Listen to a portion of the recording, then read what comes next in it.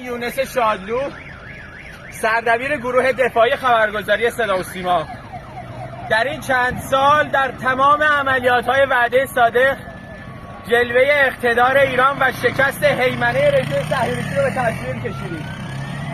اینجا سازمان صدا و سیماست، مرکز فرماندهی جنگ رسانه ایران و مرکز به قدرت کشیدن تصویر اقتدار ایرانی و ایرانی جماعت و شکست هیمنه رژیم کودک کش صهیونیستی. من نمیدونم چند تا از همکارام داخل بودن، من طبقه اول بودم بمباران شد. نمیدونم چند تا از همکارام شهید شدن، نمیدونم چند نفر مجروح شدن. گفته بودن تخلیه کنیم منطقه اسرائیل، اما همه تا آخرین لحظه وایسن تا تصویر اقتدار ایران رو به جهان نشون بدن، چیزی که رژیم صهیونیستی نمیخواد. این ثمره نخواستنش. فکر کرده سازمان صدا و سیما رو بزنه چی میشه؟ بدترش رو میبینید.